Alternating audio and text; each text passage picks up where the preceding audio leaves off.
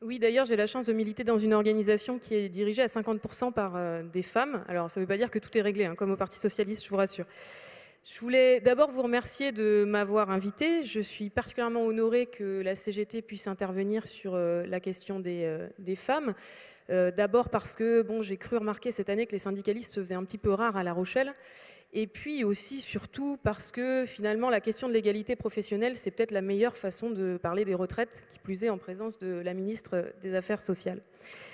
Alors, effectivement, 2000 ans d'histoire, ça ne se balaye pas du jour au lendemain, et l'intitulé de cette table ronde est très bien choisi, puisque, particulièrement en matière d'égalité professionnelle, le combat n'est pas terminé.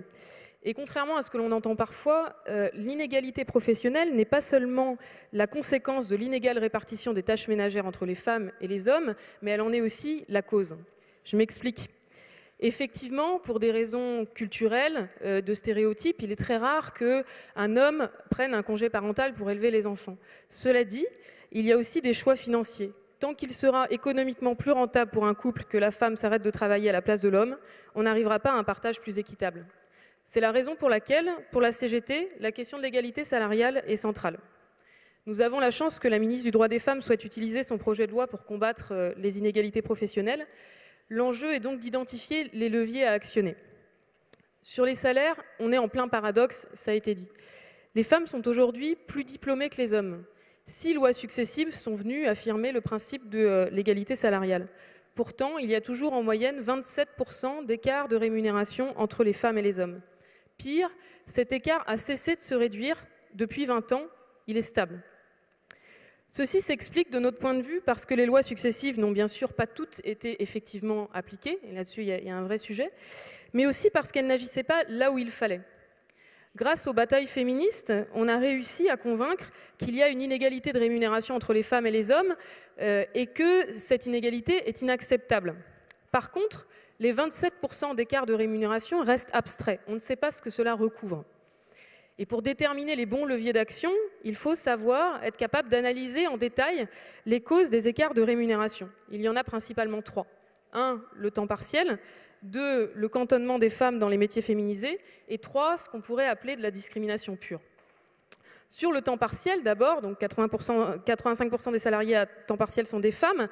Il y a des dispositions qui ont été prises dans le cadre de la loi sécurisation de l'emploi. Alors malheureusement, vous le savez, la CGT craint que cela ne suffise pas à changer la donne. Nous proposons donc une clause de rendez-vous en 2014, une fois que les négociations auront fini, qu'on fasse le bilan ensemble, et que si l'on fait le constat qu'il y a une discrimination qui perdure entre les femmes et les hommes sur la question du temps partiel, le législateur prenne ses responsabilités et légifère sur ce sujet.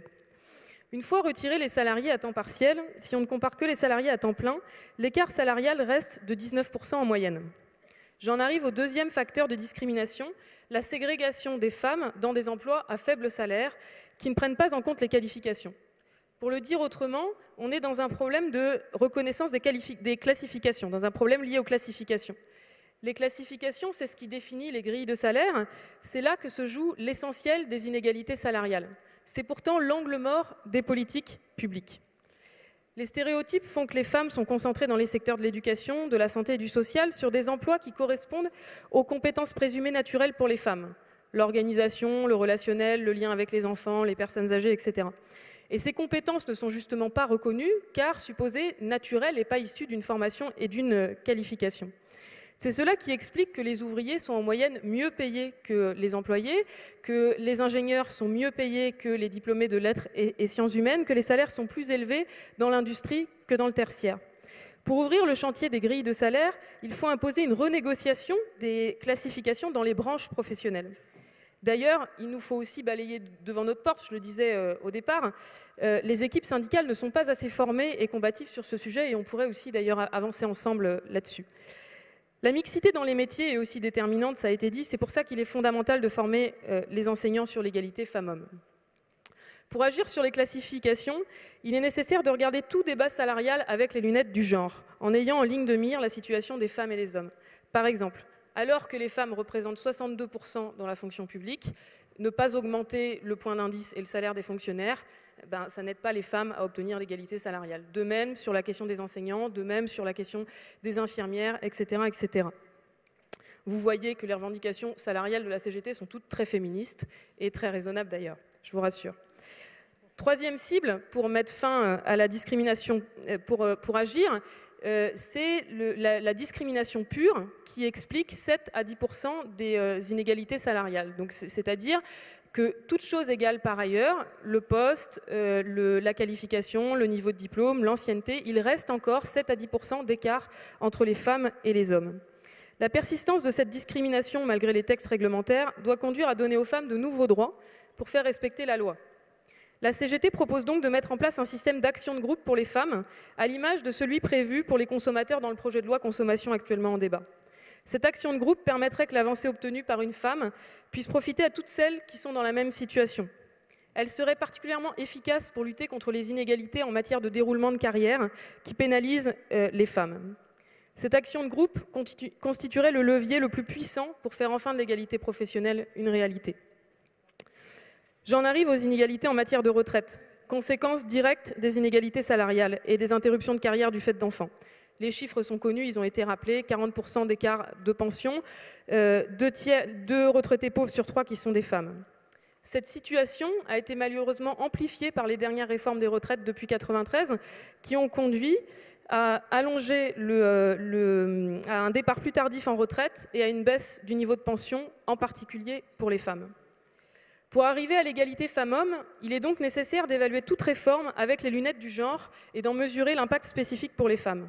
C'est le sens de la création du ministère des droits des femmes et c'est la raison pour laquelle la CGT l'a salué. Et sur le dossier des retraites, son approche ne pourra pas se limiter aux mesures de rattrapage des inégalités, les mesures de droits familiaux qui ne jouent qu'à la marge.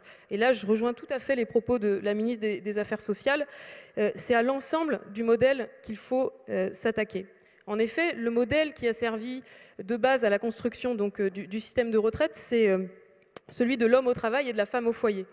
Contrairement à ce que l'on entend parfois, les femmes ne sont pas à classer dans la case diversité, nous constituons la moitié du salariat.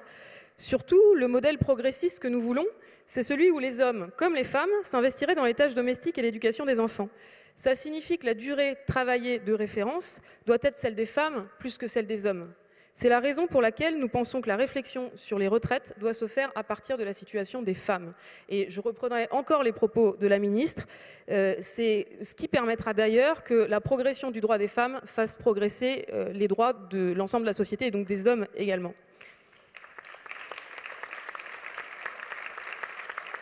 Pour la CGT, il y a une contradiction majeure à vouloir agir pour les femmes, comme pour les jeunes d'ailleurs, tout en allongeant de la durée de cotisation. L'argument de l'augmentation de l'espérance de vie présenté comme une évidence mérite d'être discuté.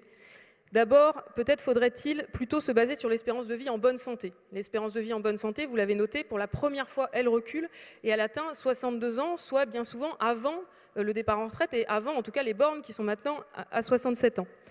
Surtout, malgré les réformes successives qui ont conduit à allonger la durée de cotisation, le nombre d'annuités cotisées par les salariés n'a pas augmenté et s'établit à 36 annuités pour les femmes et 39 pour les hommes, alors qu'on est à 41, bientôt 42 qui sont nécessaires. L'allongement de la durée de cotisation ne se traduit donc pas par une augmentation de la durée travaillée, mais par une baisse des pensions qui pénalise d'abord les femmes. Ajoutons qu'allonger la durée de cotisation jusqu'à 44 ans, comme c'est préconisé dans le rapport Moreau, ne rapporterait seulement, toujours selon le même rapport, que 2 milliards en 2030. Alors que nous avons déjà un des systèmes les plus durs d'Europe, est-ce vraiment nécessaire de conduire cette mesure? J'ajouterais en plus que le rapport Moreau note justement, très justement, que le levier d'action le plus efficace en termes de rendement pour le financer des retraites, c'est l'augmentation des cotisations. Pourquoi ne pas l'actionner ? J'ajouterais, alors que le gouvernement s'est donné comme objectif de mettre fin aux inégalités salariales, que la fin des inégalités salariales, ça signifie justement une augmentation des ressources pour les caisses de retraite. Un salaire plus élevé, ça veut dire qu'on cotise plus, ce qui permettrait, selon une étude de la Caisse nationale d'assurance vieillesse, de dégager 10 milliards d'euros supplémentaires à l'horizon 2020. On voit que les chiffres nécessaires pour financer la retraite sont largement assumables avec des mesures justement d'égalité. Entre 1970 et 1990, en pleine crise économique, nous avons réussi à augmenter régulièrement le montant des cotisations. En 1981, alors que l'espérance de vie augmentait fortement, François Mitterrand a mis en place la retraite à 60 ans. Pourquoi aujourd'hui ne pourrions-nous pas financer une réforme progressiste des retraites? Pour conclure, nous souhaitions, à la CGT, répondre à la demande de François Hollande et imaginer la France de 2025. Pour la CGT, en 2025, les entreprises auront cessé de discriminer les femmes par les salaires parce que l'obligation leur aura été assignée par la loi dès 2013. Pour la CGT, en 2025, le système de retraite sera financé et les femmes bénéficieront des mêmes droits que les hommes parce que dès 2013, nous aurons construit la réforme des retraites à partir de la situation des femmes. Enfin, en 2025, les femmes et les hommes assumeront chacun 50% des tâches ménagères parce que dès 2013, la loi aura préparé le changement des mentalités en revalorisant financièrement le congé parental et le congé paternité. Je vous remercie de votre attention.